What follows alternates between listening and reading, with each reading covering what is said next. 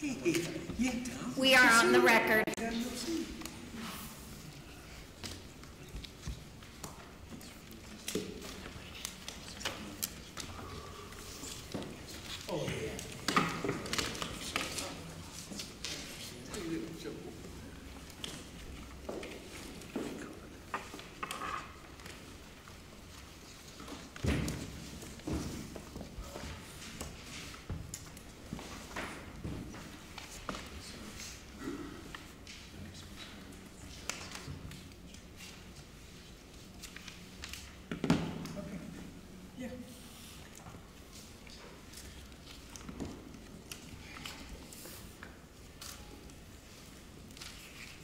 Are we on?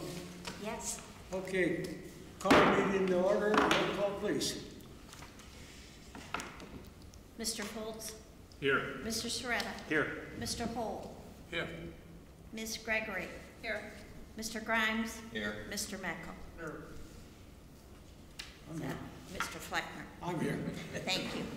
All right, first thing I'd like to request you silence cell phones or turn them off so that we have no disruptions throughout the meeting. So this is the meeting of the Housing Council to discuss appeals that have been made before us. Tim, you want to start out? Yes, sir. I apologize to the administrator. I just adjusted the line so that it wouldn't hit me dead in the eye, and now I see it's on here. So I just tried to fix, but I apologize. I just wanted to point out, and this for those that are the appellants and the appellees, of course, they understand this, but for anyone else here in the audience, that the authority for this appeal is found in Ohio Revised Code 373570, and it states that any person aggrieved under sections 373565 to 373569, which are the relevant portions of the revised code pertaining to the community reinvestment area. It says that they may appeal to the Community Reinvestment Area Housing Council, which is this council, which shall have authority to overrule any decision of the housing officer. So that's the authority of this board, that's the authority to act, and it states that appeals may be taken from a decision of the council to the Court of Common Pleas in the county where the area is located. Of course, that's the Stark County Common Pleas Court. And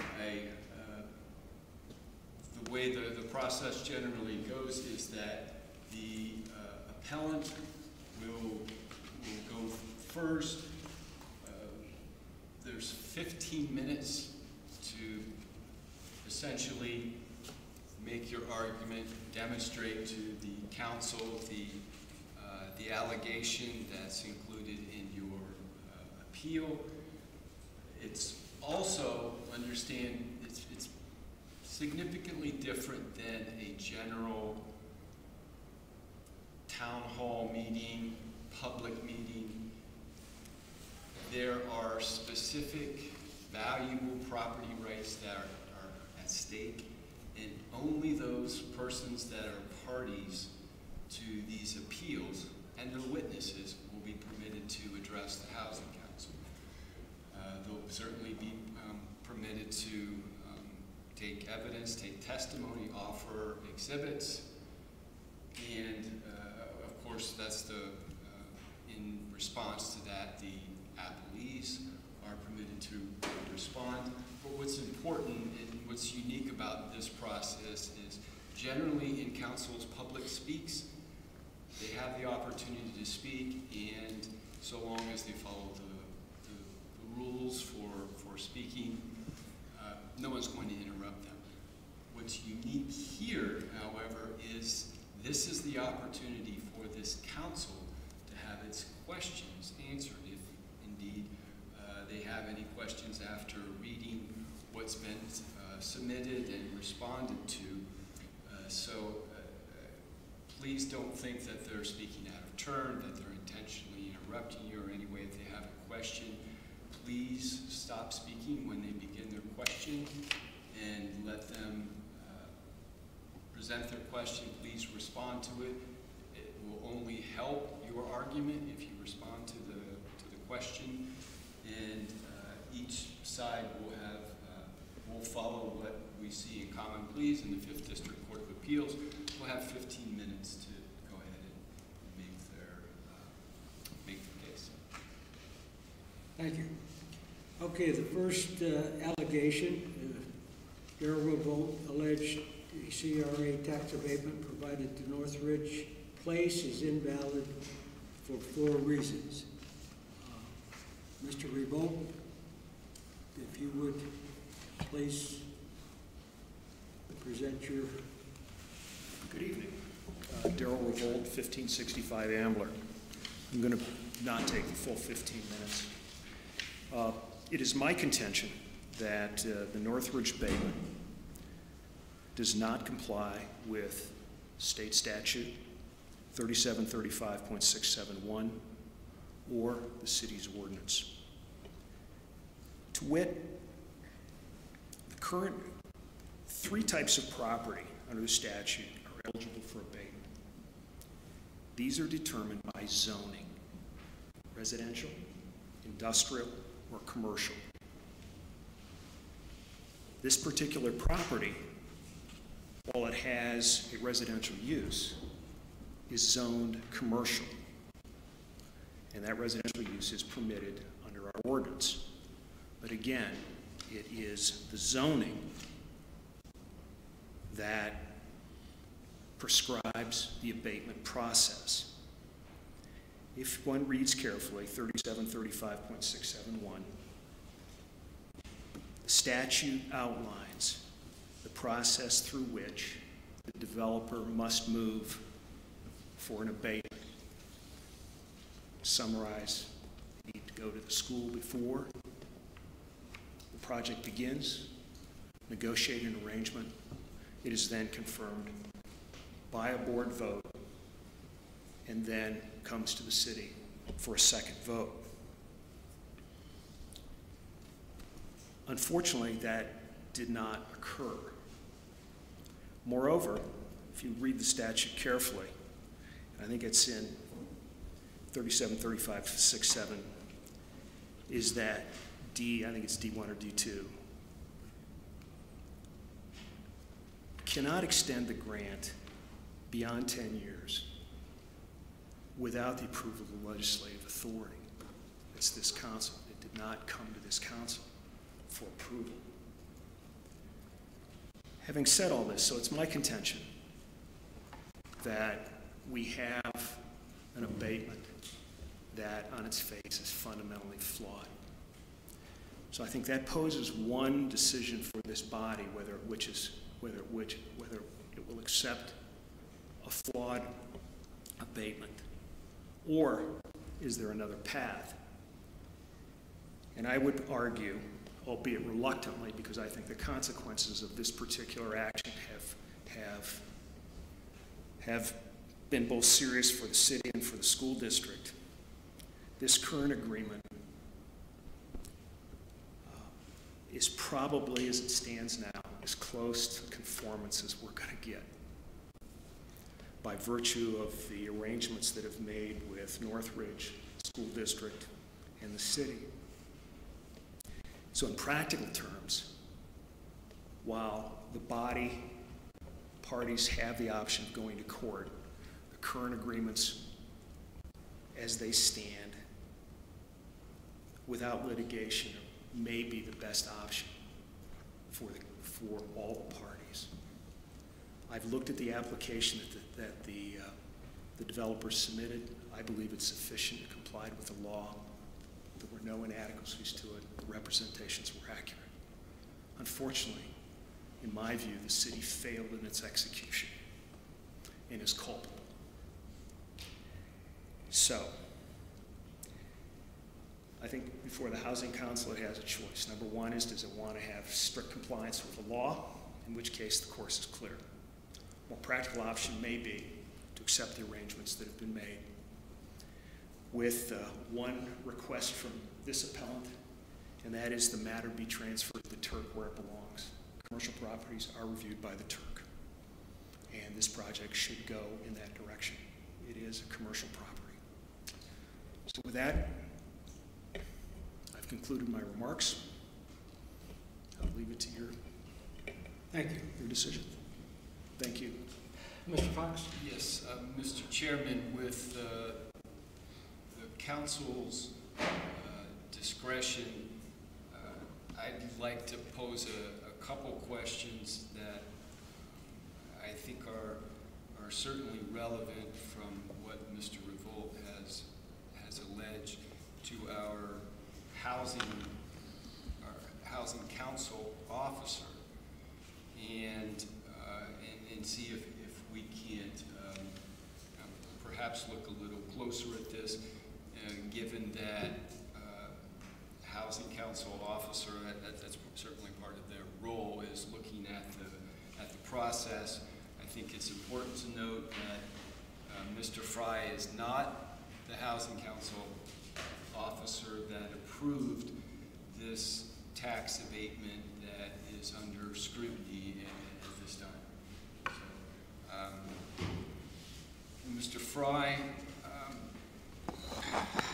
as I stated, what is your position with the city?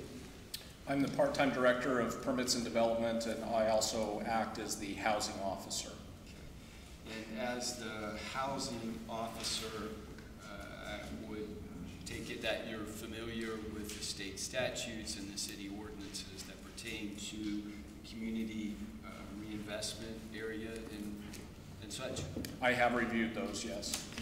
There's been an allegation that the Northridge application was mistakenly interpreted as residential when it's actually a commercial property. And I want to get to certainly to the heart of that. In looking at the state statutes involved in making the determination of whether, say, a multi-unit dwelling is commercial or residential, are you aware of a part of the statute that indeed assists municipalities in making that decision?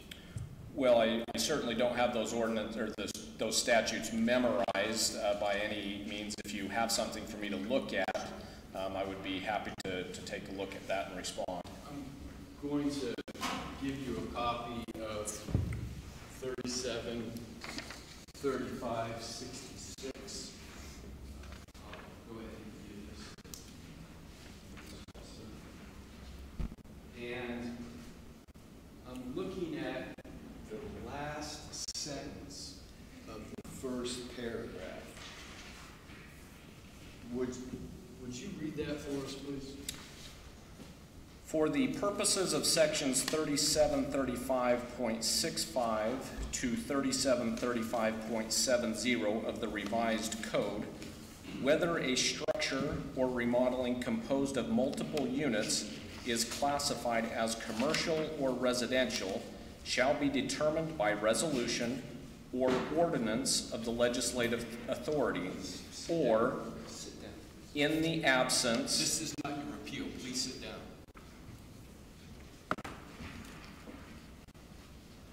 Would you like me to continue? Yes, please.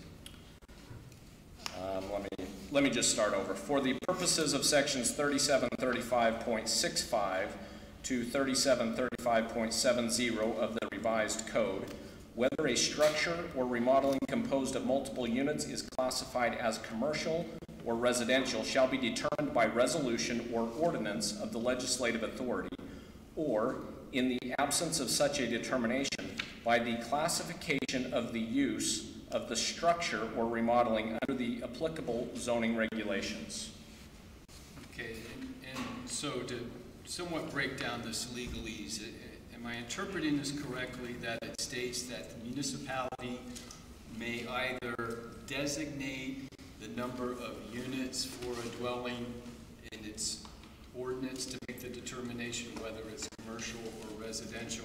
And if it does not, if it's silent, then you look to how the use of the structure is zoned under the applicable zoning regulations. Is that kind of That's the way I read it. Yes, the local municipality can make that determination by resolution or ordinance, and if they don't, then you look to the use classification under the zoning ordinances. And in your preparation for this hearing, I imagine you had the opportunity to look over North Canton's ordinances as they pertain to the community reinvestment area. Yes. And in your view, has it made a designation for a number of units to make the determination whether it's commercial or residential? I am not aware of any place in the ordinances adopting community reinvestment areas that the local municipality, North Canton City Council, dictated a certain number of units becomes commercial and or residential based on the number of units. And so would it be correct then the determination for whether or not it's commercial or a residential multi-unit dwelling is how it's zoned? Yeah, I mean, based on the statute, it says if it's not done, which it doesn't appear that the city of North Canton has done that, then it would, that determination is made by the classification of the use of the structure or remodeling under the applicable zoning regulations. Are you aware how the North Ridge parcel is zoned? And I believe it's actually in the allegation, but is it? I believe it's zoned GBA, which is one of our general business commercial zones. And so I'm going to pass another one out to you and ask you to look at this. You're familiar with this? Yes. Document? This is the scheduled permitted uses under our commercial zones that's contained in our zoning ordinance. And this does show the designation for the general business area. Is that correct? Yes, there are several different categories: office business district, Main Street business district, and then two different categories for general business district, GBA and GBB. And in the general business area, does our local ordinance state a permitted use for residential multi-family dwellings? It does. I might first point out that the land use categories are broken down into several different broad categories. You have residential, you have office and professional services, medical facilities, retail services, automotive, entertainment, etc. So it does have general broad categories, but under the residential land use category, multifamily dwellings is a permitted use within the GBA zone. Okay. Are you also, in your preparation for this hearing, did you have an opportunity to look at documents related to construction and inspection of the property, and specifically what are called certificates of occupancy? I have reviewed those, yes. And in kind of layman's terms, can you tell me what a certificate of occupancy is?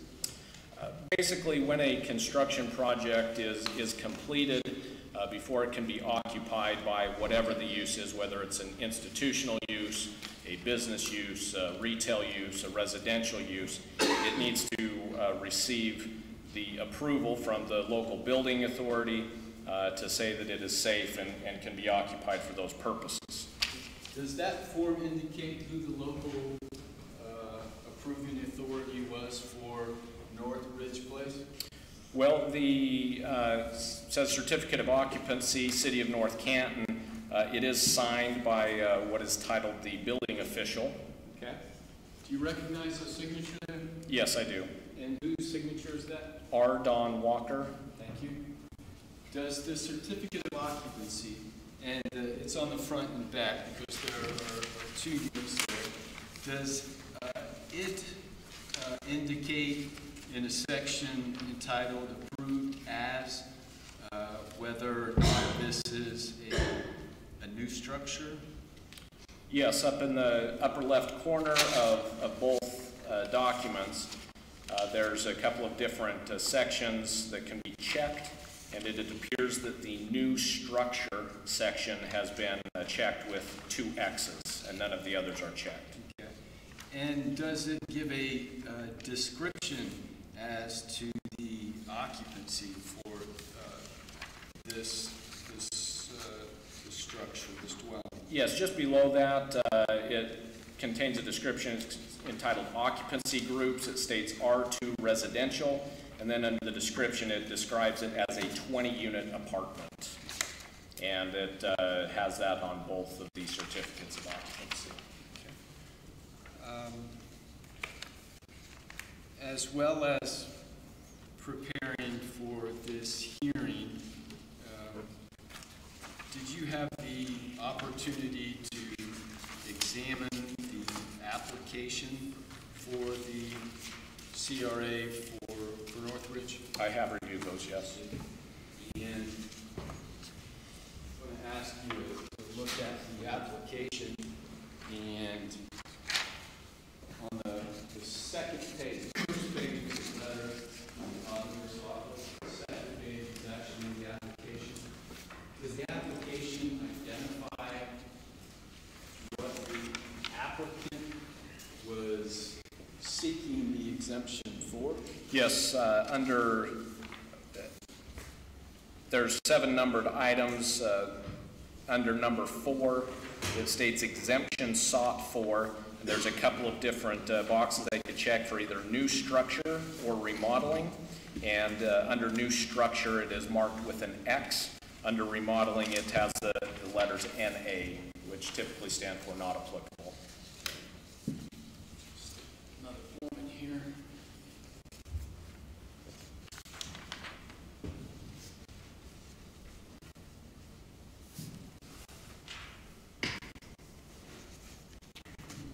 So,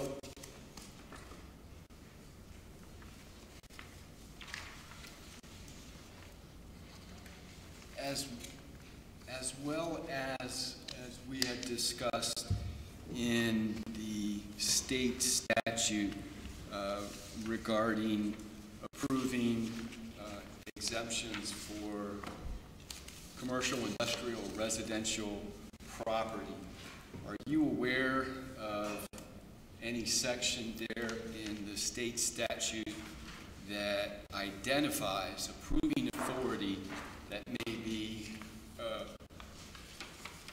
categorized for, as was alleged, for residential and separately for commercial and industrial properties?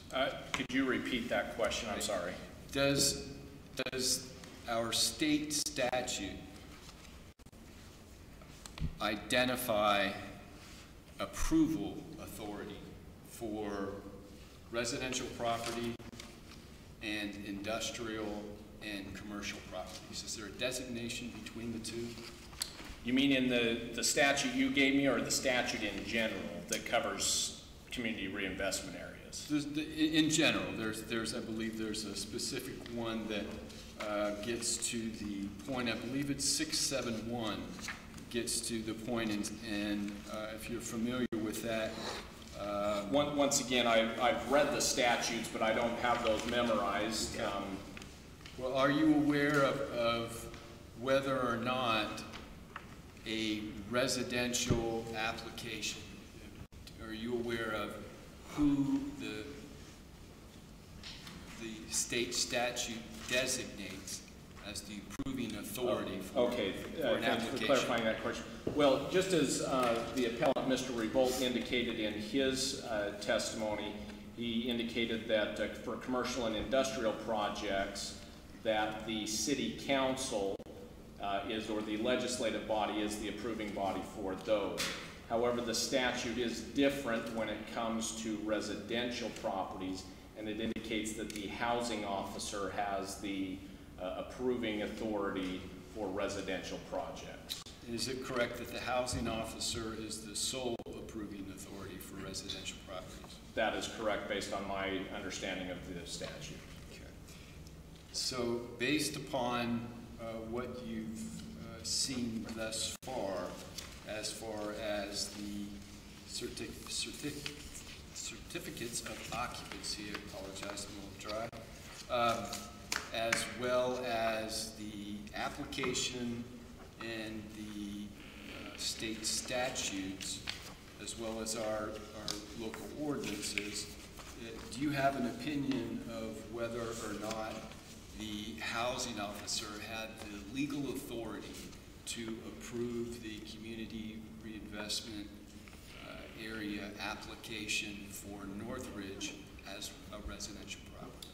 I do, and that, I believe that he did have that authority, and that is based a great deal upon the language of the statute itself, which states that in the absence of such determination by the legislative authority, which we've already covered, then by the classification of the use of the structural remodeling under the applicable zoning regulations. It does not state that it's based on the zoning itself, but on the classification of the use within that. In zoning, you can have a commercial zone, but have multiple uses allowed or permitted under that zone, such as residential, institutional, parks, commercial, etc. And the language of the statute in my reading, because it says by the classification of the use of the structure, not by the zoning, the use, as we've stated, it's spelled out under the ordinance as a residential use, and it's a permitted use within that commercial zone. Any questions from members? Certainly for Mr. Fry.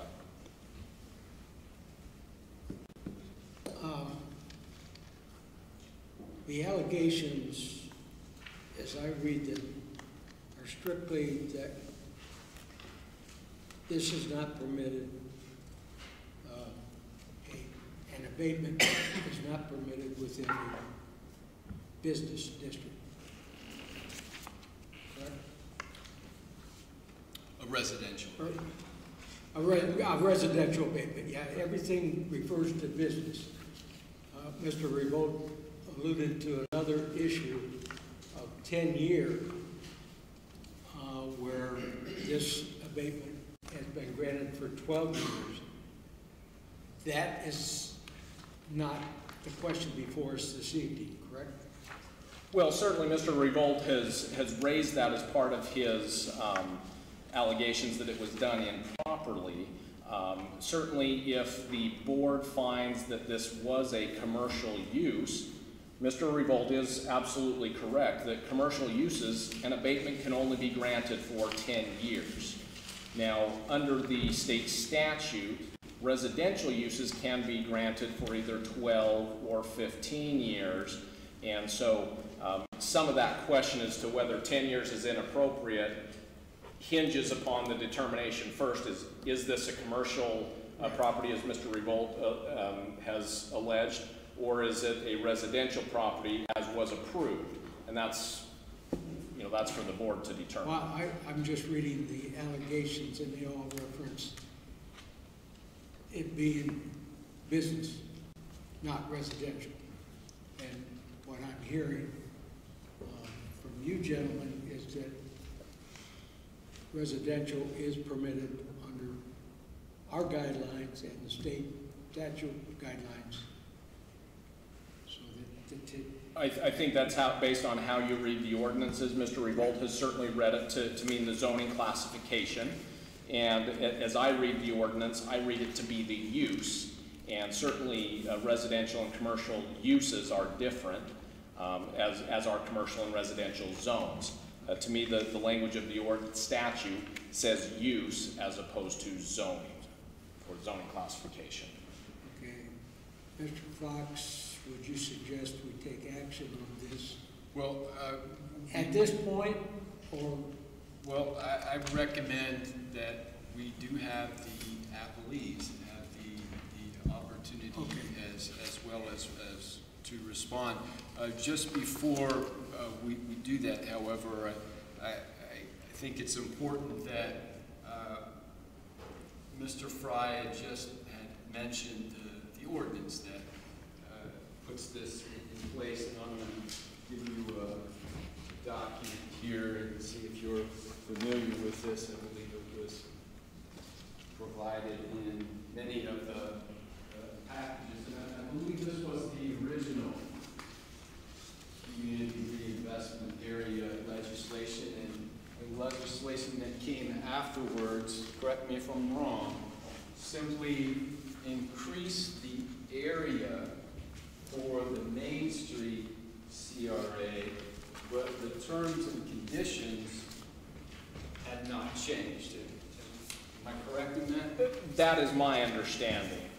I have not compared the documents word for word, but that is my understanding of this ordinance 22-99 is the original granting document, and the others merely modified the area but not the meat or substance of the So they amended the original by increasing the Main Street size. Correct. And in preparation for this hearing, have you looked at the ordinance to make a determination whether or not it appears that this was the intent of our council at that time to include new construction for residential property to be available to our residents that have parcels within the community reinvestment area? Yeah, I mean, to know what the city council's intent was back in 1999, I can't say, other than by reading the document that they have produced.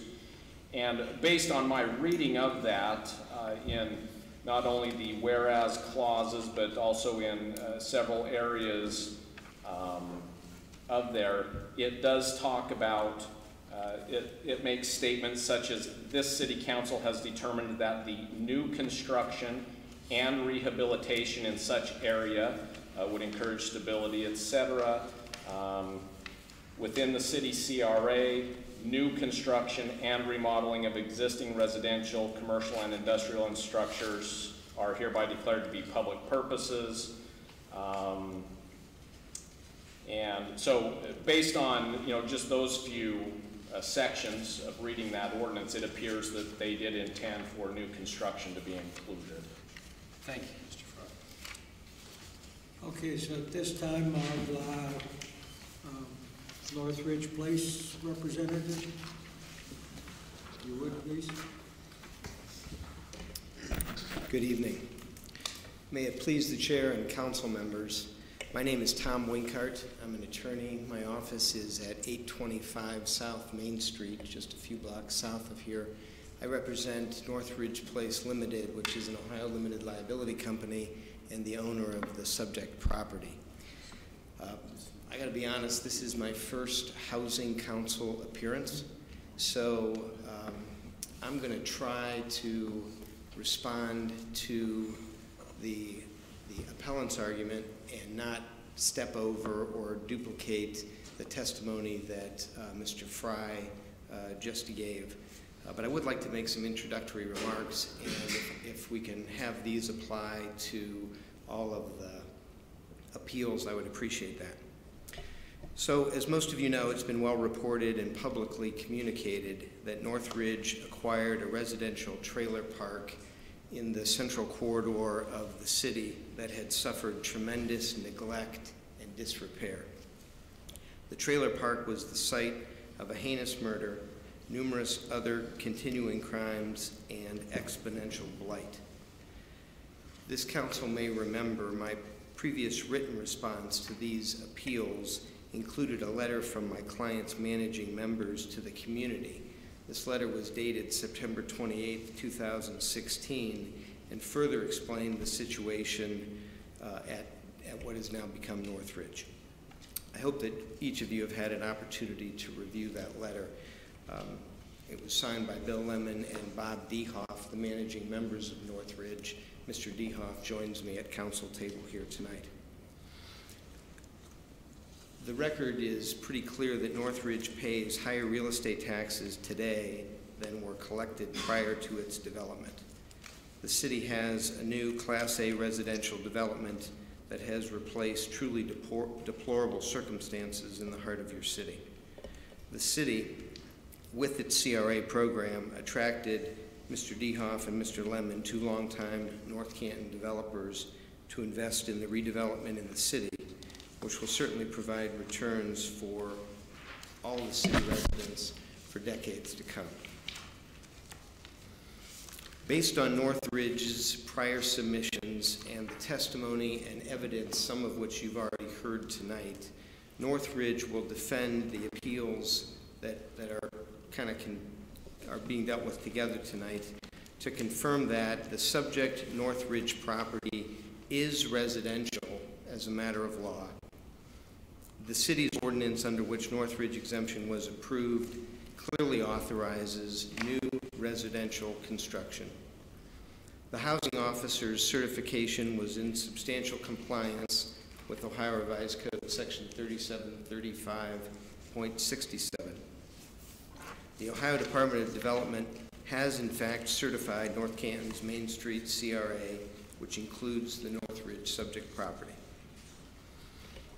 I apologize, but I need to begin a little bit with the end in mind. Tonight's proceedings have the opportunity, as Mr. Fox outlined, to be appealed to the Stark County Court of Common Pleas. So I would like to just take a minute or two to make a few legal arguments to protect the record in that regard.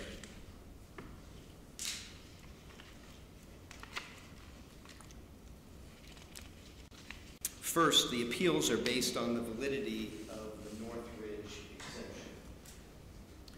The appeals go right to the heart of whether or not the city had the right to approve Northridge's exemption.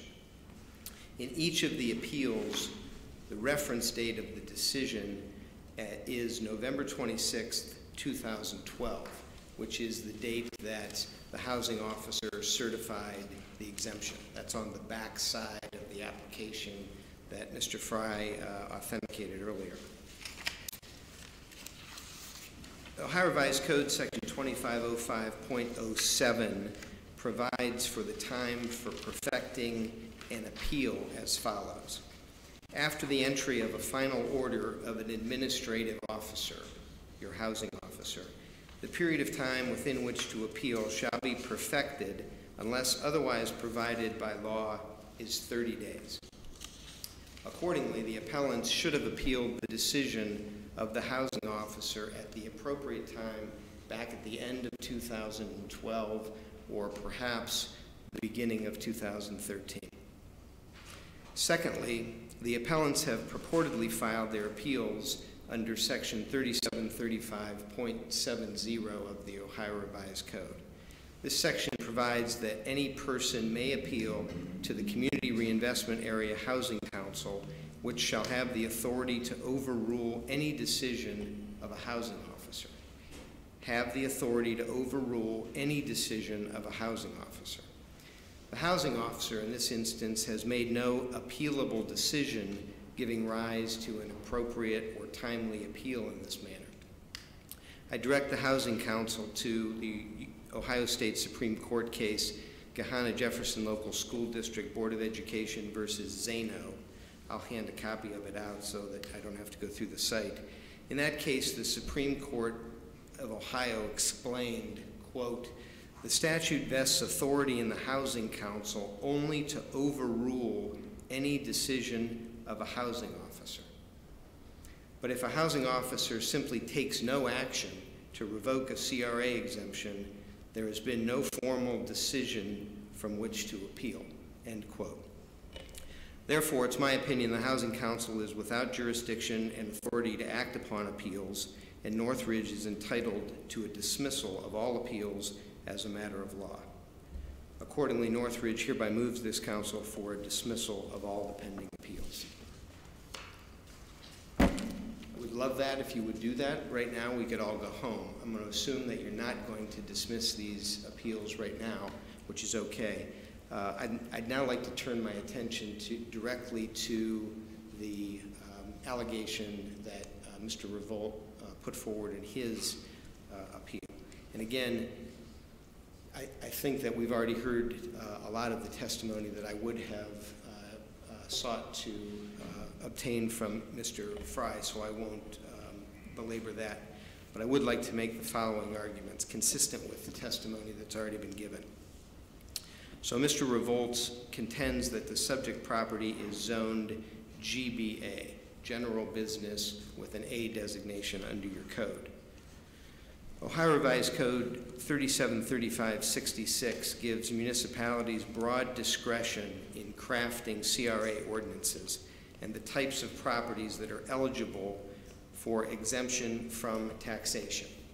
And those, as I think Mr. Revolt articulated, are residential, commercial, and/or industrial, new construction, and/or remodeling, or any combination of the above.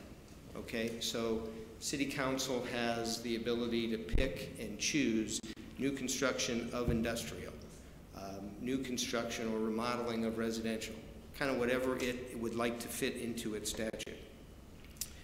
Ironically, Mr. Revolt, as the then mayor, and the City Council could have eliminated the new construction of residential multifamily projects from the CRA program in 1999 if they didn't want the CRA to apply. As I said, Section 3735.66 clearly gave them that opportunity. But the law is clear. By failing to exclude residential multifamily projects, these projects are included as a matter of law. So your statute clearly includes new construction of residential projects. Mr. Fry testified to that accordingly. Also, Section 3735.66 specifically provides that whether a structure is composed of multiple units is classified as commercial or residential shall, the word shall, be determined by resolution or ordinance of the legislative authority, or in the absence, which you have the absence of such determination, by classification of the uses of the structure under the applicable zoning regulations. And again, paraphrasing Mr. Fry's testimony, your zoning code under section 1137.03 clearly sets out what the scheduled uses are. So tracking the language of the Ohio Revised Code looking to uses, your code's permitted uses under the land use category for residential multifamily dwellings is a permitted use in the GBA zoning category. Also, your code references multifamily dwellings, and directing your attention, I don't know if you have a copy of it, but I do, and I can cite it to you. Under your code, section 1125.02, which is the definitions provision of your zoning code, you have the definition of what a dwelling is. Again, your code references a land use category as residential, multifamily, dwelling. Your definition of dwelling is any building or portion thereof containing one or more dwelling units designed for or occupied exclusively for residential purposes.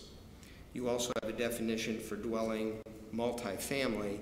That's a dwelling designed for 3 or more dwelling units occupied by 3 or more families living independently of each other. I think we would all agree that Northridge clearly complies with your definition of a multifamily dwelling, which squarely fits in the land use category of multifamily residential under your zoning code.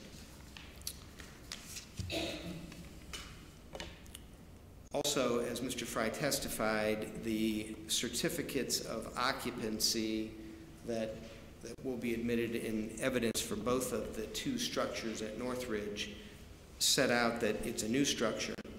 Their occupancy groups are designated as R2 residential, and the primary use is a residential use.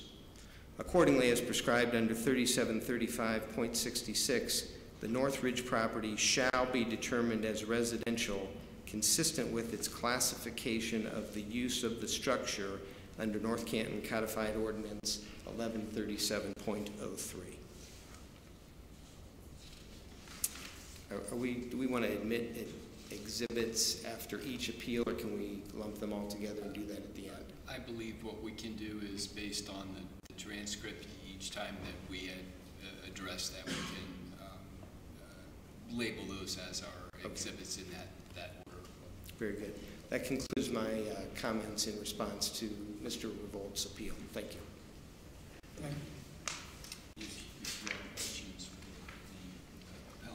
If you have questions for the appellant's counsel, it's absolutely appropriate to ask them, and certainly why he was speaking.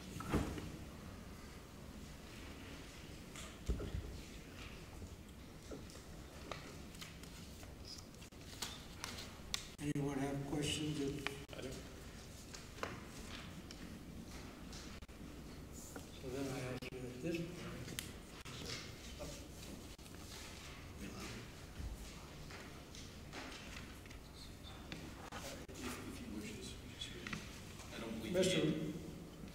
I don't believe you've used all of your 15 minutes. No. If you wish a brief rebuttal, You have some. it's appropriate.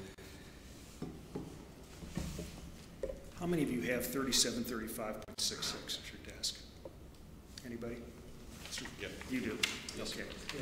Bottom of the first paragraph. Whether the structure or remodeling composed of multiple units is classified as commercial or residential shall be determined by resolution or ordinance of the legislative authority. That is our zoning ordinance. Speak up, please. That is our zoning ordinance. And our zoning ordinance has established this property as commercial. It's a GBA. Yes, you can have residential use in it. And my contention, again, is this particular project did not proceed through the statutorily prescribed process. It's just simply, it's not about the merits of the project. It's a great project. My contention is that this did not move through the process required by law. However, as I said earlier, we're in a bit of a conundrum here. I don't think it's in anyone's interest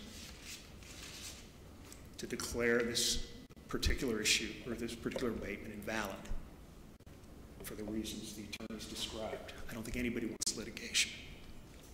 And if it's this Housing Council's opinion that the agreements that have been executed roll back the clock, if you will, and are sufficient, or as close as we're going to get to legal, then I'm content with that. It's just simply that's the case.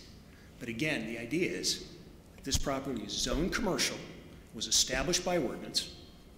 There's a legal process through which it was to proceed. It did not. Ergo, we have these two agreements between the developer and the school system. The question that I have for you, is that sufficient? That's it. Mr. Revolt, can I, is it? Yeah.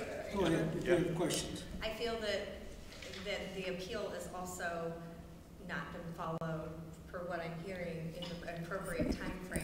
So I'm also concerned that addressing appeals for not having a statute of addressing appeals is also a concern of Housing Council, and also a door we don't want to be open. I agree with you on the conundrum. What was, if I might, what is interesting about this, which was, unfortunately, was neglected from the previous testimony, was that this matter did not appear on a Housing Council agenda for nearly 3 years. So there was no way the public would have known that this abatement had even been granted. And again, coming back to where I started, I believe the responsibility for this matter does not rest with the developer. The responsibility rests with the municipality. The fault is the municipalities in this matter. It almost sounds to me, the things that I've read, that the person in charge of doing this is no longer in the city. And so I guess when I look at this, I say, let's look forward. And it seems as if council has taken options to tighten up the I ship. would concur. But I think the exercise is important. As This it's is eliminating the entertainment of clean, an open book of appeals. Yeah. It's I feel like it's a lose-lose. If, Well- we're saying yes to bad things on both sides. There was mistakes, not necessarily mistakes, but there is the gray responsibility. area on both arguments, as there always is. This was a right? failed exercise by the municipality. The developer fulfilled his responsibility. That application is sufficient. It is accurate. It is complete. And the appeal is also past what the recommendation is. Well- I'm just saying, you can't argue Listen, one you're and not the the housing other. council, and it's your prerogative to handle this And I matter guess as you wish. we're in agreement, if you're in agreement that the agreement has been made and we can move forward as a community. Yes, that is correct. That's all I need to ask. We are, as far as I'm concerned, we've had the hearing. I think we've acknowledged the fact, and again, I want to establish on the record, at least in my view, that this matter should have been handled in a different fashion that involved the Board of Education and involved the council. That has occurred, and that had not occurred at the time the original appeal was filed. If I may, I'm going to ask a quick question of Sure. Mr. Fry. To your knowledge, this housing council, and I believe some of the members would be able to answer this as well, as they were members during this period of time, but the housing council by state statute is required to meet annually. Is that correct? They do meet annually, correct. And am I correct? And then some of these here in the council, I believe the housing council met, discussed the Northridge tax abatement as early as, because it's a year afterwards that the abatements start. However, that initial meeting was in, I believe, March 30th, on about March 30th, 2016.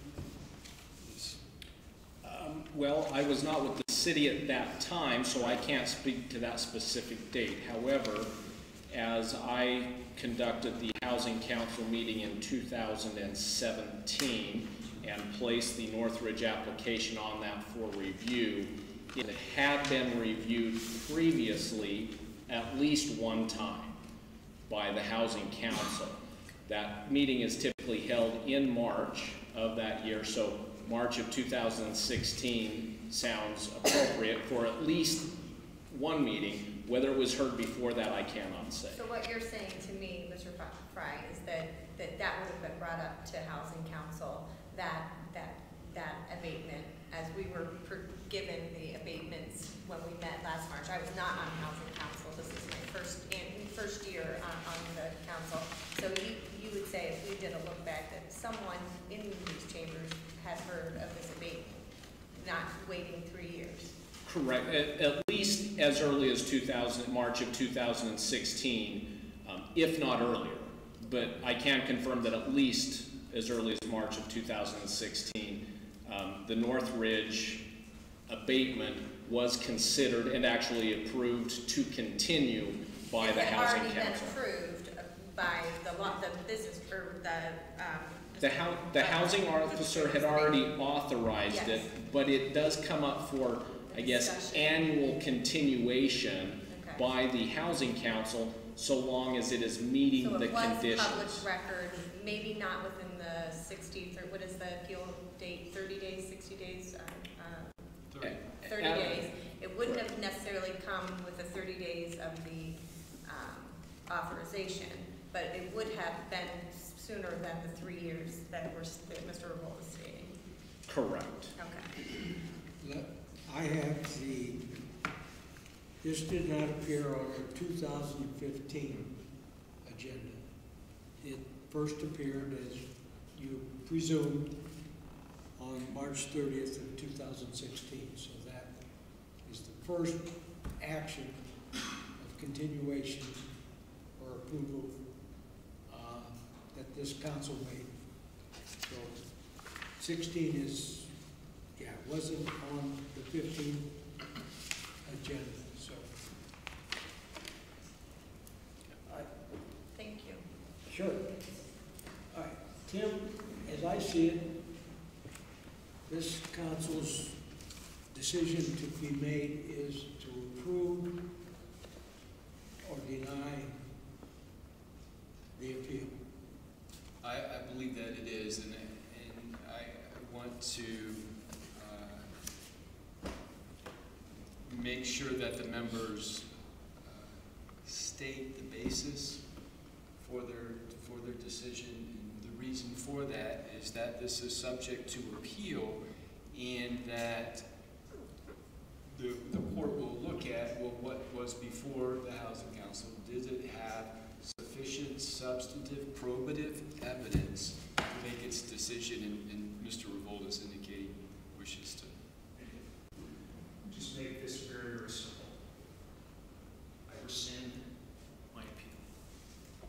I withdraw it. The matter has been addressed by the Housing Council. It's been reviewed. It's considered an instructional moment. It's over. Thank you, sir. Do we need to formally accept? Could place that on the record. Is there a motion to accept the withdrawal? So moved to accept this withdrawal. Is there a second? Second. No, you'll have your say later. This, you're not a part of this appeal, so the public, is that correct me? Correct. All right. Roll call, please. Or any further discussion? Roll call, please. Mr. Foltz, Yes. Mr. Hull, Yes. Mr. Grimes, Yes. Mr. Meckel, Yes. Ms. Gregory, Yes. Mr. Soretta, Yes. Mr. Fleckman. Yes. Thank you. Okay. Let's move on to the second allegation.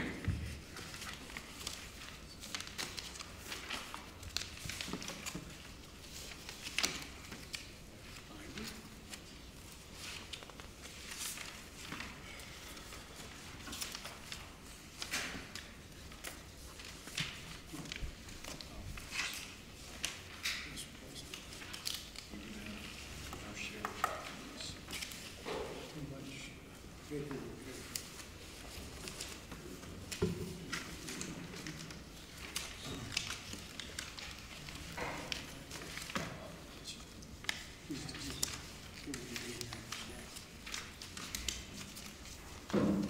Okay, second allegation by Melanie Roll and Charles Osborne. They're actually separate. They're not together. They do have similar arguments, but Okay, then we'll the take, requirement is which one at a time. all right, so then we will take the, Excuse me, I'm being totally good. Would it be possible if I spoke first before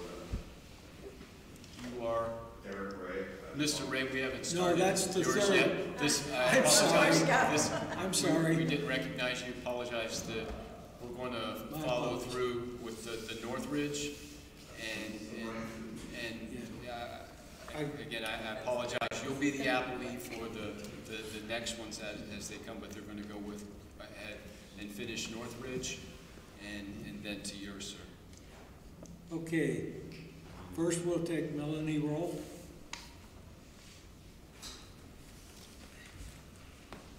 This is going to duplicate some of the documents that you already have, but my comments. This rule, you're not permitted to offer any additional documents at this time. If you wish to enter documents into evidence, you're permitted to do that, but until you do, you're not permitted.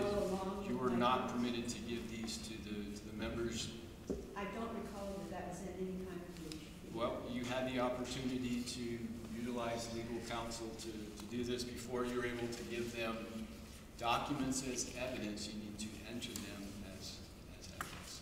So if you would, this for you. Simply explain from the podium what you wish to offer one at a time. Okay. Would that be okay? And then the rest of the members have them, or shall I collect these? I'd rather that you collect those and you one at a time, just as I did. The reason being, there may be an objection to one of the documents that you wish to enter as evidence. If you enter them as a group, it makes it difficult and unfair, and we wouldn't want them to take advantage of you and perhaps doing it that way. Okay? I understand. Okay, thank you, ma'am. Melanie J. Roll, 308 Portage Street, North Canton. Good evening. I want to give you some background as to how I think the CRA was granted at 303 and 305 North Main Street, known as Northridge Place. And the documents that I wanted you to look at, you do not have. This will be an attempt to do a timeline of how the CRA for this property unfolded. The auditor's office, and there are documents that have the sales listed and the transfer date. So this is the first public record that we have of what happened, and that's January 31st, 2012. So that's when the property was purchased by Lemon Dehoff. It was purchased for $173,800. The other document from the Stark County Auditor lists the property class as commercial. And I'd ask you to keep that in mind because of the document that Mr. Bowles submitted. After the property was sold in that January of 2012, a site plan for the property was presented to the North Canton Planning Commission Commission on March 27th of 2012, which was not too far after when it was purchased. Commission members approved conditional approval of a final site plan by a vote of 5 in favor and 0 opposed. Building permits for the 40-unit apartment were issued by North Canton Permits on November 16th of 2012. Shortly after, on November 26th, again, 2012, North Canton Economic Development Director Eric Bowles submitted to the Stark County Auditor's Office an application for a residential community reinvestment certification for the property 1303 and 1305 North Main Street. Please note that the application is residential.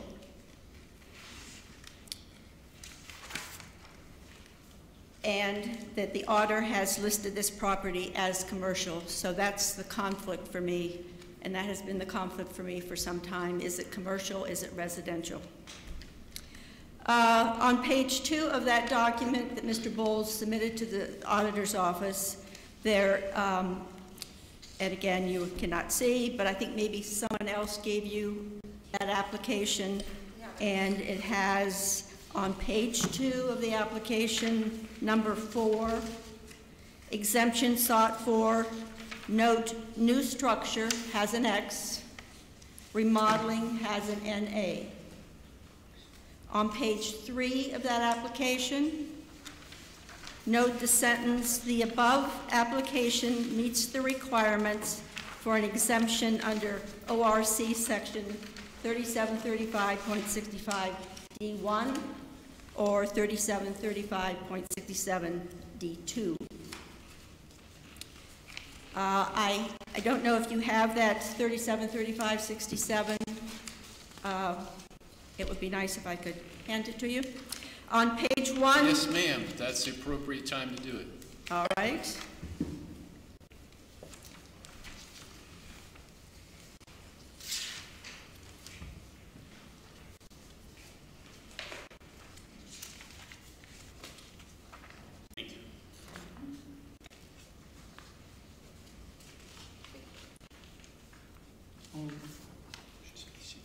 Do I need to take all of these apart, or can Can I give the packet to the people, please? You have to introduce each one individually. I believe they have it from the others. We can query the. We don't have a last Maybe page. they don't. We have on the back. But we have it on the back. Yeah, Yes, we do. we all have this, and, yeah, we all have. Okay, so I'm referring to the ordinance, the ORC.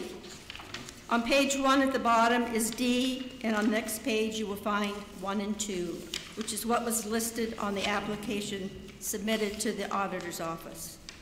Notice that 1 and 2 are for remodeling of dwellings, not for new construction of a multi-unit apartment complex. Also submitted with the application was North Canton Ordinance 2299, which I think you do have a copy of that, which is in your packet. This should set the terms for the property tax exemption. So you have the ordinance, and then you have to have the ordinance, the ORC, and you have to have the ordinance from the city somewhat matching, so you know how the property can have a tax exemption. Section 5 lists the guidelines for residential property.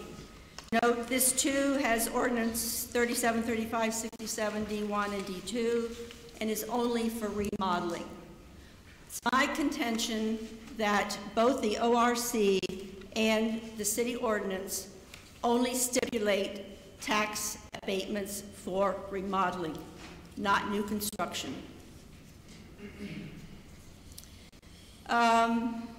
Because a residential classification was written on the CRA application submitted by Mr. Bowles to the auditor's office, the city of North Canton was not required to notify the North Canton School District of this abatement, and that's another key issue for me. Residential, the housing officer is not required to contact the school. If the application is submitted as commercial, then the school district does need to be notified. That was a big flaw in this.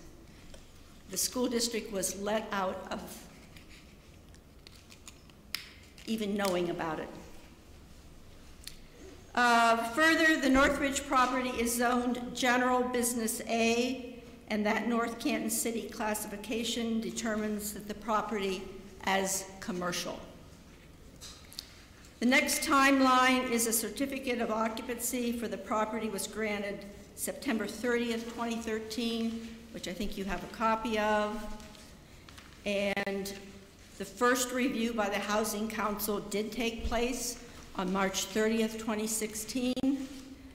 Do you have minutes of that meeting? No? How about minutes of the meeting? Yes, ma'am, certainly.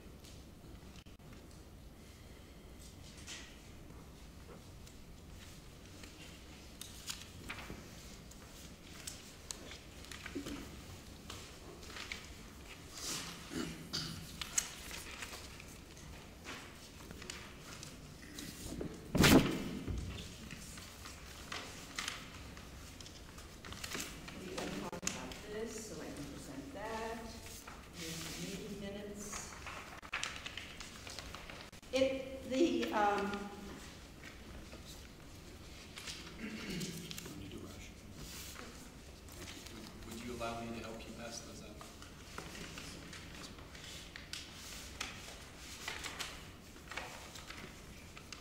There was such a lag in the time from when it was submitted to the Housing Council.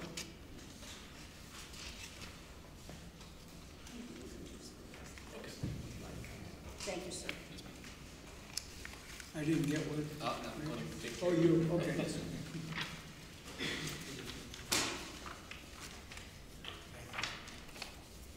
As the timeline that I'm trying to establish, when it was sold in 2012, the permits, the occupancy was in 13, but it did not come before the Housing Council until 2016. That is a long time. And the school board was never notified, which was because it was submitted to the auditor's office as residential. I believe the auditor would have made the city notify the school if it were submitted as commercial. So those are my two flaws.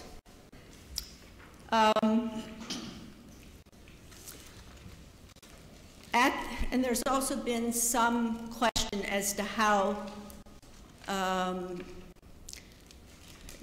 the request for the CRA was established. And if you have the meeting minutes there, there's a sentence, and I believe I have it highlighted, and I will quote, "The ownership of the property, Mr. Bill Lemon, approached the housing officer after the approval of the site plan at that March 27, 2012 Planning Commission meeting and inquired about making application for a CRA real property tax incentive for the property." There has been discussion as how that all came about, who contacted who, and you have the meeting minutes there that establishes the inquiry made. So again, I'm not sure why the lag between occupancy and 13, Housing Council not hearing it till 16. That's a real dilemma for me. And to kind of summarize, I have the Stark County Auditor and the North Canton zoning classification, determined the Northridge property commercial.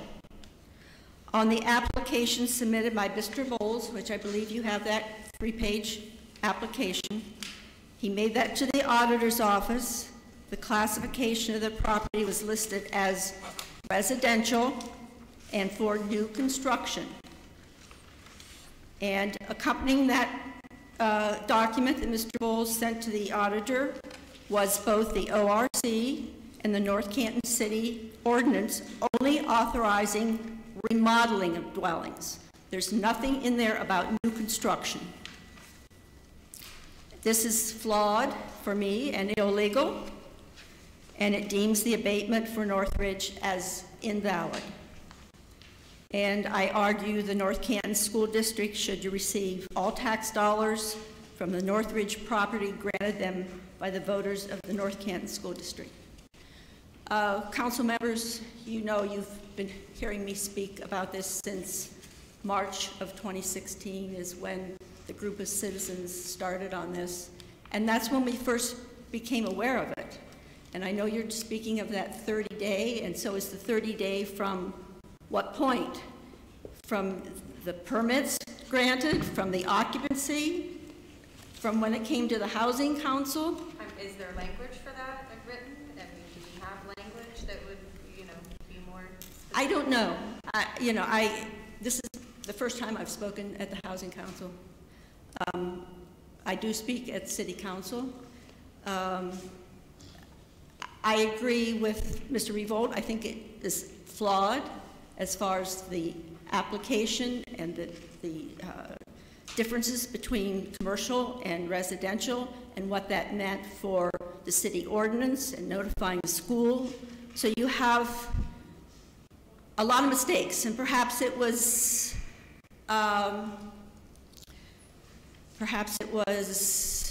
submitted so that those things didn't have to be done. No one knows for sure. But I agree that it's flawed. It would be nice to unring the bell, but of course we cannot. I don't want litigation. I don't want to have to go to court. I think that the attorney for Mr. Lemon seems to have done his job. I agree with Mr. Revolt that it was the city that was at fault, and who was responsible for that, it's hard to say.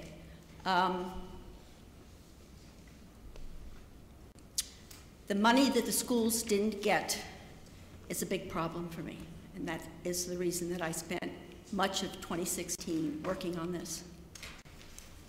Thank you. Let me raise two things here. To respond to why we first reviewed it and much of 2016, the tax exemption appeared on county tax rolls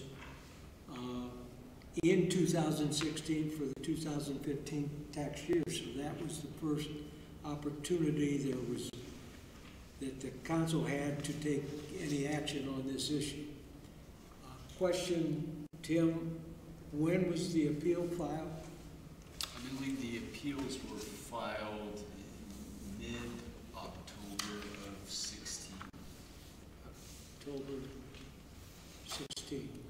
Yes. I don't know the exact date. Is that roughly? Here it looks like October 11th, Mr. Revolt's October 11th, Mrs. Rule the 12th, and Ms. Bachman, I'm sorry to pronounce that incorrectly, on the 12th also. Okay. Which is more than 30 days past March. Right. Okay, Tim, do you want? I guess I have. We do have an expert that I believe we should take advantage of consulting. Again, Mr. Fry. There's been the allegation that the determination of whether a property is commercial or residential for CRA purposes is to be decided by how the auditor makes that declaration. Do you have an opinion on that? Well, in my experience in looking at many properties throughout the city, this is not an uncommon occurrence where the auditor, based on their internal doings, the purposes that they have spelled out by statute, they will classify things for their purposes. That classification has no bearing on how the city zones it or what those use classifications are. We've already gone through some of that testimony about potential differences between a zoning classification and actual use. How or why the auditor defines it as such, I personally have told many other property owners that it doesn't matter what the auditor states it is. What our zoning ordinances and zoning classifications, etc., that's the determining factor. That's what our legislative body has spelled out. So, you know, I respect and understand that the auditor may have some other designation, whether it's commercial, multifamily, they might list it as apartments.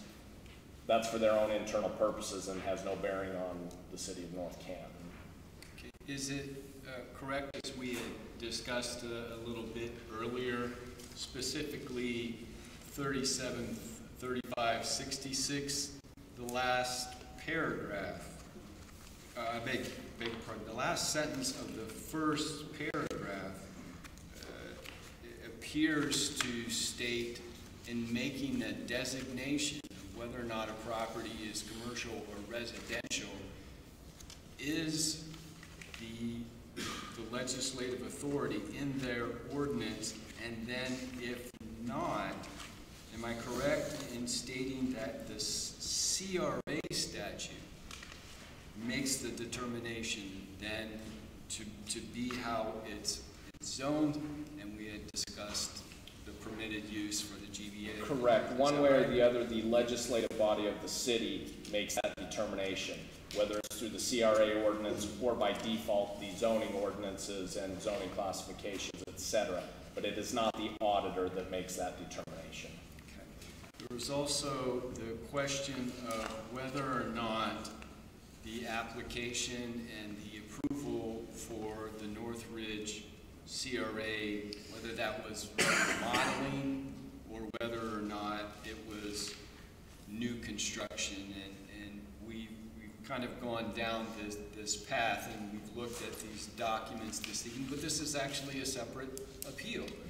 And so from your view of the application, can you make a determination whether or not the application was for new construction or for rehabilitation?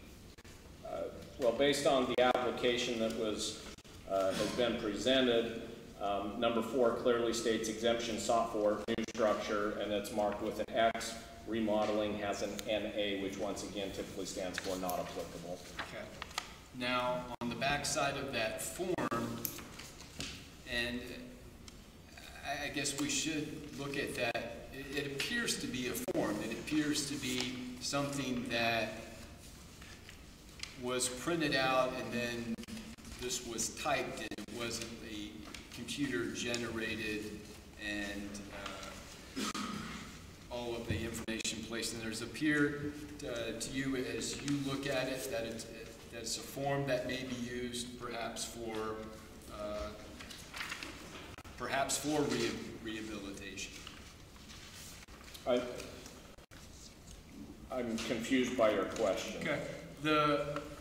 If you look at the back side of the form, there are some lines that are drawn in there and some things that are typed. Yes. It appears that that might be a form that's duplicated and then the information is typed in there. Some of that stuff will remain in the duplication. Correct, yeah. It appears that it's a form to deal with any type of CRA application that comes in, as opposed to a specific application for new construction, a specific application for remodeling, et cetera. It's just a general form, okay. And that would be my interpretation of why there's, you know, ors and things like that in there. And the housing officer cited to two specific areas of the state statute. Is that correct? That is correct. And those two, what do those two relate to? Do they relate to rehabilitation? Well, I don't have that section of the ordinance in front of me, and once again, I've read those ordinances, but I haven't memorized them, so. Okay. I'm going to show you, let's see if I get to the first one here. This is that section of 37, 35, 67. And in the back, I'm going to ask you to look at sections D1 through 3. And 1 and, correct that 1 and 2 deal with rehabilitation, 3 for reconstruction? If you'll give me just a second, I'll read those.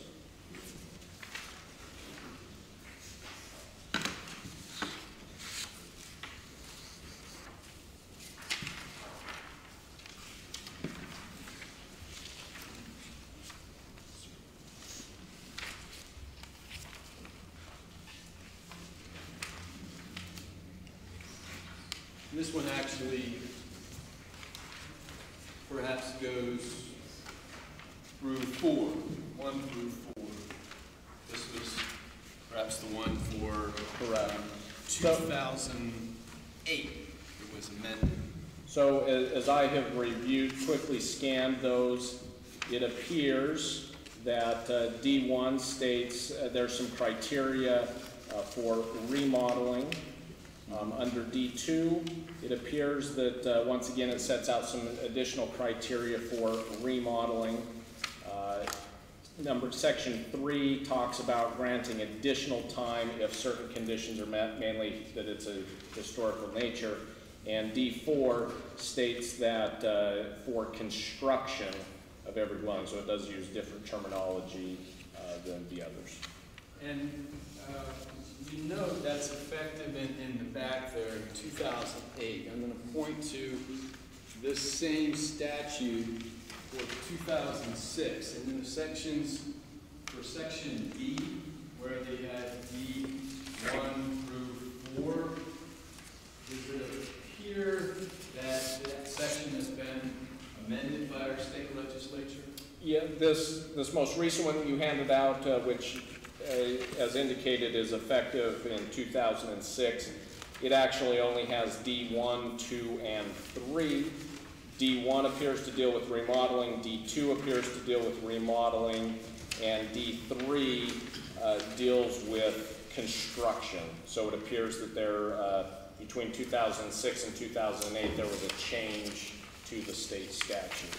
And is this change, does it appear that this renumbering in that section, it shifted what was D3 to D4, the new construction portion? It appears that way, yes. Are you aware of another amendment to 37, 35, 67, the most current? Yes, it's my understanding that that same section has been amended as recently as 2017, and it has eliminated 3 and 4 altogether, and now it just has D1 and D2, is my understanding. D1 and D2. Okay. So as you view the application and for what its stated purpose is, in your view, is it possible that from what was presented to the Housing Council officer, as well as with the certificate of occupancy, I imagine there's some times where the housing officer would view the property specifically to present to the Housing Council. And I guess what I'm getting at is it possible that the housing officer believed that placing 2 apartment buildings, multi-units, 20 units each, in place of what was the trailer park, that he believed that this was some sort of rehabilitation instead of new construction? Based on all the documents from the certificates of occupancy, the actual application from Northridge, and the coinciding letter to the auditor, I don't believe that the housing officer thought that this was rehabilitation. It's clear throughout that he considered it new construction.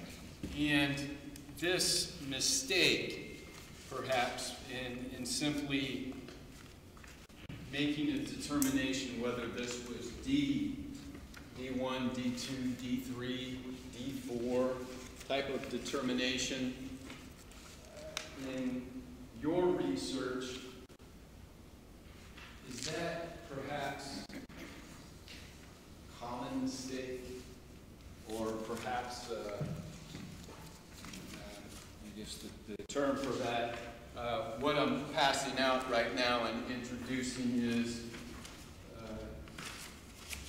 it's called Baldwin's Ohio Practice, Local Government Law, Municipal. And are you familiar with Baldwin's Ohio Practice? I'm not specifically familiar with it, but I know there's many law treaties out there that give further clarification and descriptions to ordinances and statutes. Is it fair to call that a legal encyclopedia for research? I suppose so, yes. And what I'm handing out is a summary from Baldwin's Ohio Practice, where some, I guess what we would call legal scholars, write these for research to help those that are unfamiliar with municipal practices, to help them in a brief period of time understand a process. And what's in this summary, it's called, the title, it's called Quick Reference Table to Tax Exemptions under 37, 35, 65 to 70. That's the title, correct? Yes. And the section that it has for new construction, what's the number that they're using there? 3735.67D3. D3. Which complies with the one under the 2006 statute, but not under the 2008 statute. Right. And based on the copyright date here of 2015 and or 2016, you know, it appears that there's potentially some confusion here by this legal treatise as to what the statute. Sure. What fair number, to say what is somewhat numbers? shifted. Correct.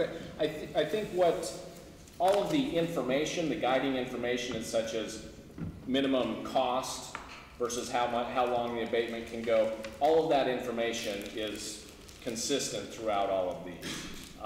It's just that numerical reference to those that is getting confusing. And so with these 3 amendments to the CRA statute, shifting from the D3, D4, and then just back to D2, if you're not paying close attention, here we have some scholars in the legal treatise that have made a mistake, much akin to what's being alleged that the housing officer here in North Canton has made. Potentially, yes. And in your research, this has even been a slight gaffe by our Ohio Supreme Court. Is that correct? I'm aware that there's the Supreme Court has made comments about that. Very good.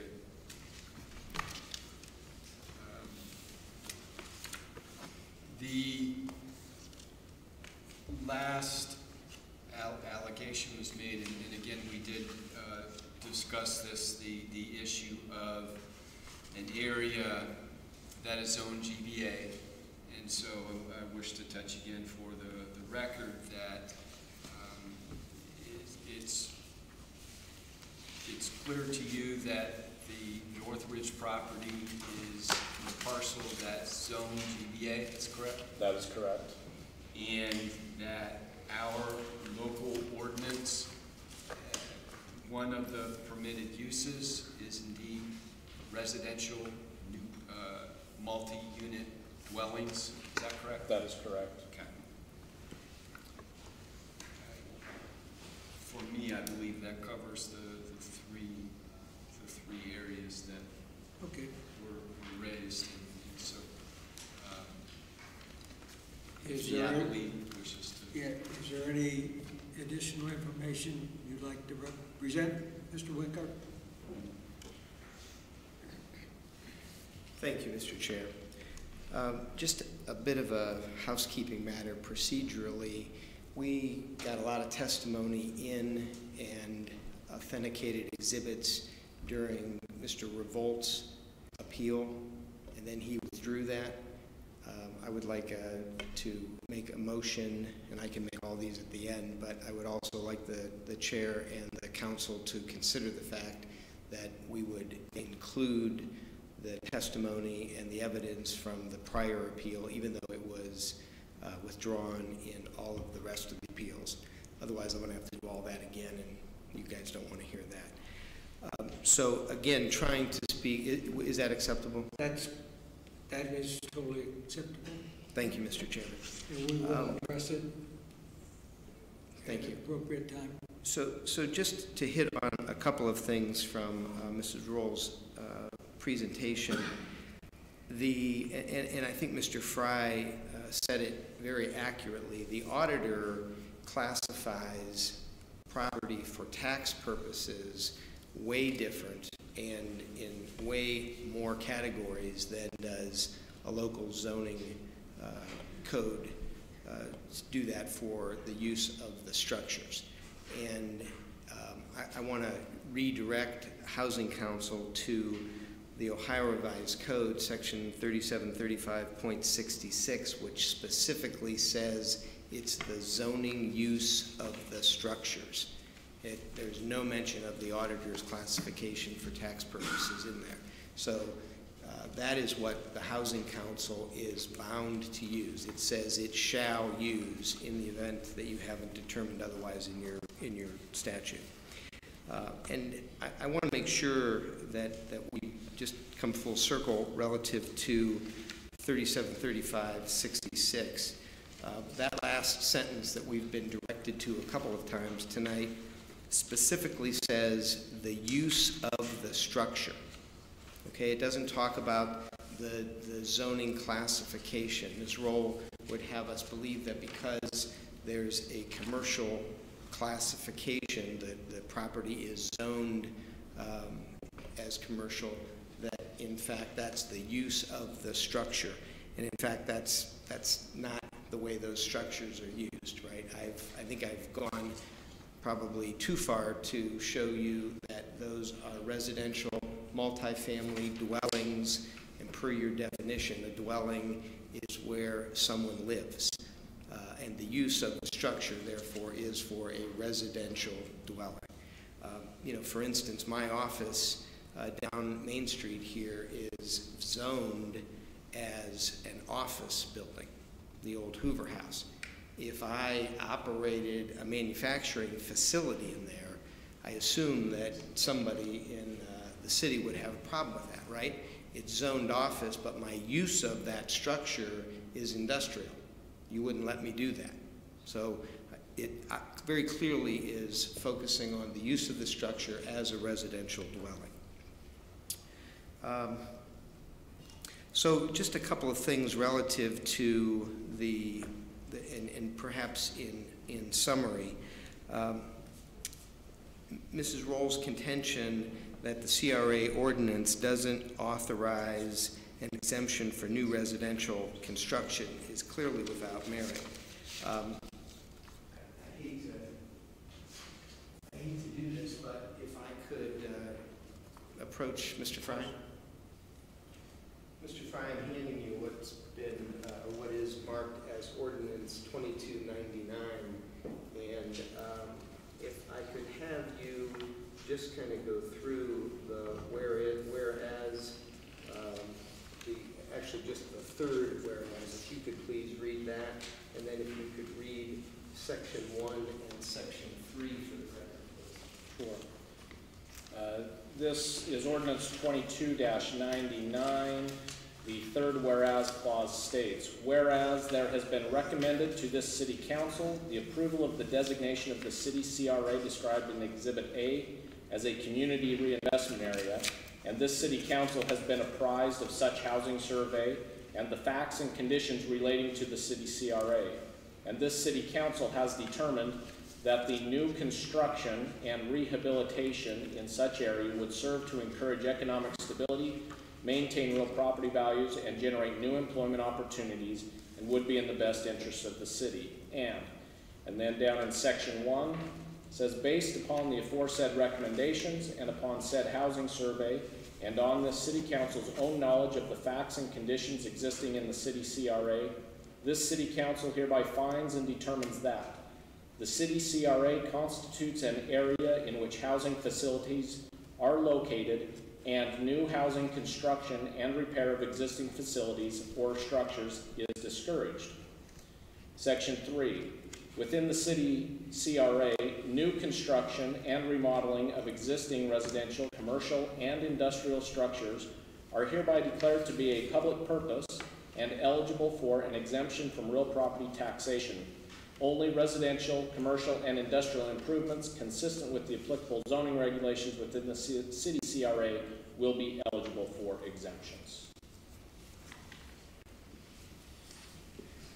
Thank you, Mr. Fry. So, to rebut the assertion that new construction wasn't contemplated, I believe the ordinance uses the word new construction 1, 2, 3, 4, 5 times, and perhaps more relative to new construction. And again, it recites in several sections the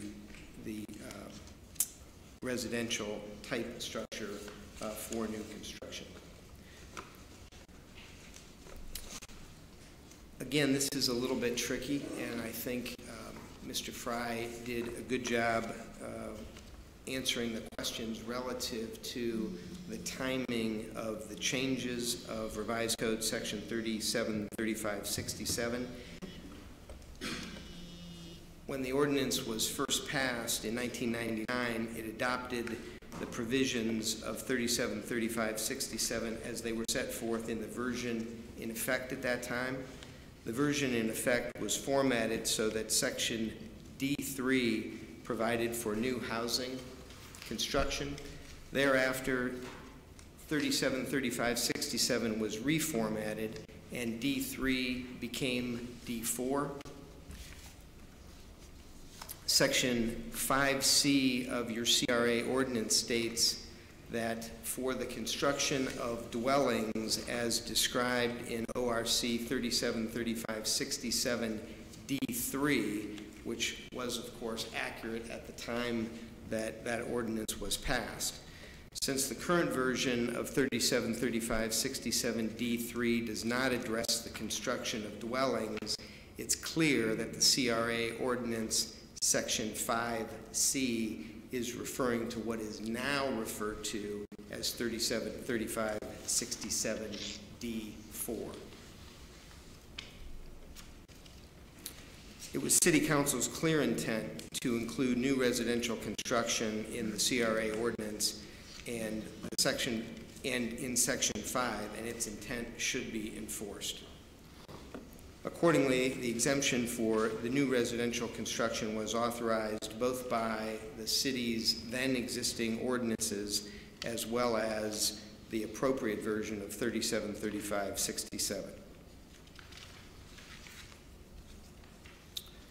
I have no further comments at this time relative to Mrs. Roll's appeal.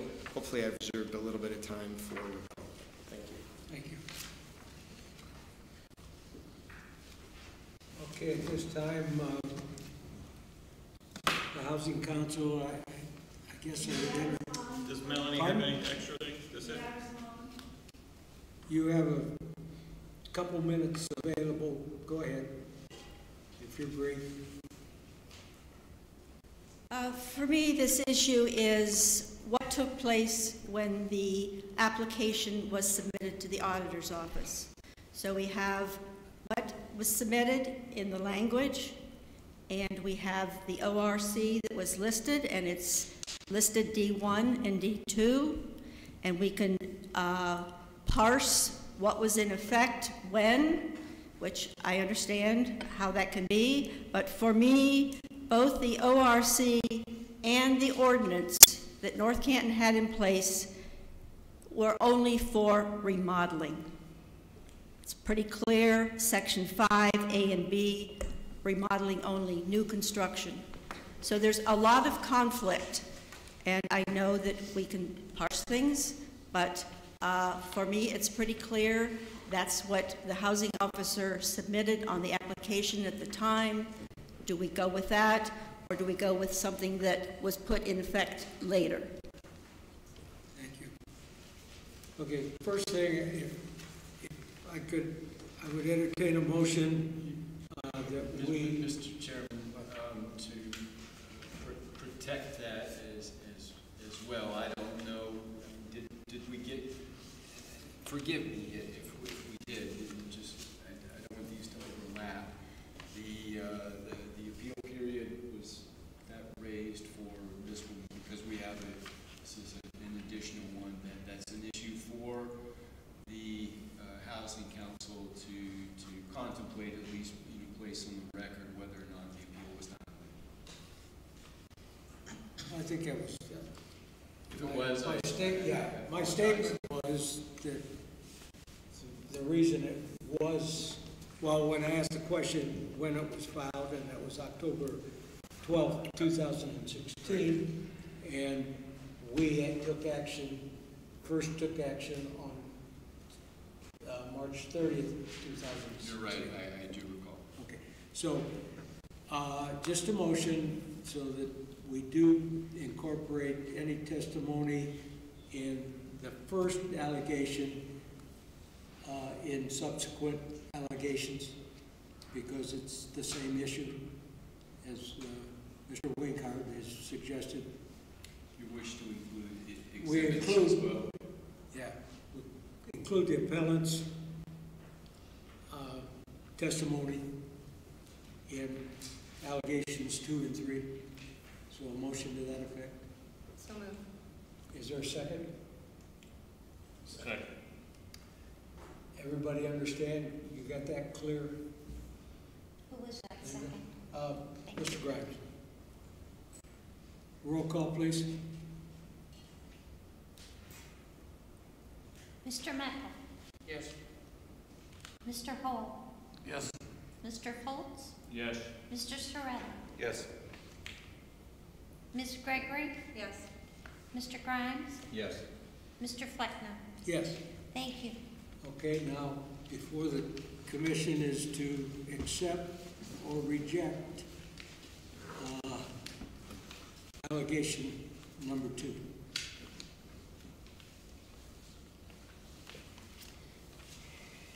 Any discussion? And a motion is in order?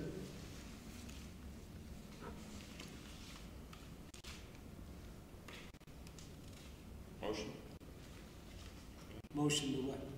Well, to discuss, is that, I mean, Well, no, you make a motion to accept, Oh, and then we, in a positive, and we vote, we accept it or decline it. So, if a motion to accept the appeal in allegation 2, and is there a second? explain that again to everybody. I think everybody's like, get the deer in the headlights thing. All Explain right, this. we're discussing this fall's appeal. Right. So you made a motion to accept that appeal, or you making a motion to reject that appeal? Before we can have discussion.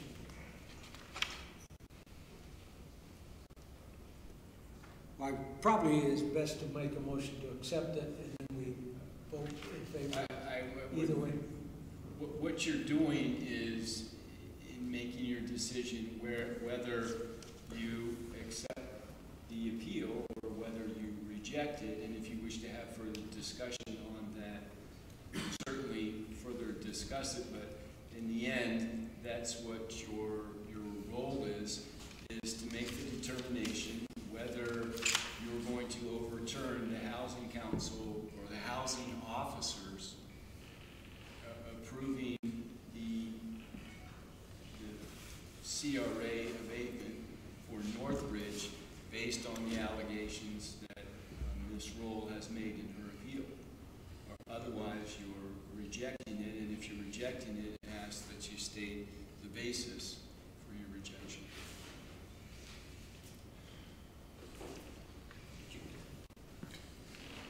I think. I mean, basically, yeah. Go over that again, just so everybody understands this, because What there's is- been 2 things yes. presented, and look at us all. Okay, so there is an appeal from Ms. Roll directed to the Housing Council, and the appeal is asking that Housing Council overturn the housing officer's decision to approve the Northridge tax abatement. And whichever you choose, if you make a motion to accept or to reject this appeal, I recommend that you state the basis so that anyone looking at that at a later time understands the basis for making your decision. To clarify, make the motion to accept, Right. and then you vote yea to accept, nay to Okay. reject. Well, based on the facts and forms that are presented to me, I have to make a motion to reject the appeal. Well, that's appropriate. Okay. I will second that motion. Okay, now, discussion. We're open for discussion. Any further questions, comments, or discussion? All right, roll call, please. And again, if you vote yea, you need to tell what. If we're, We're voting to reject. Reject. Right. And so a yea vote would be to reject. reject. A nay. Yea. But you're We saying don't have to, we have to follow up our yea with a reason? recommend that you do, and that is how you based your decision.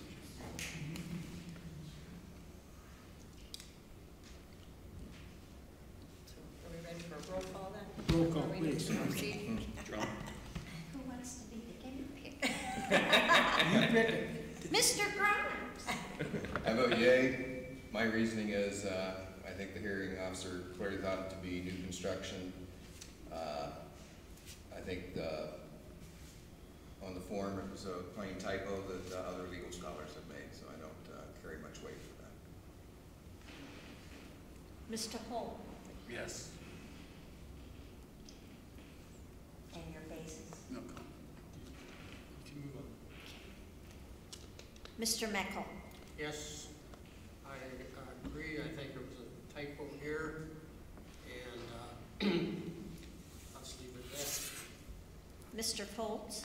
Yay, I agree with Mr. Grimes' assessment that new construction was included with the CRA. Ms. Gregory? Yay, I also agree that new construction is part of the CRA and the 30-day period of appeal. Mr. Soretta? Yay.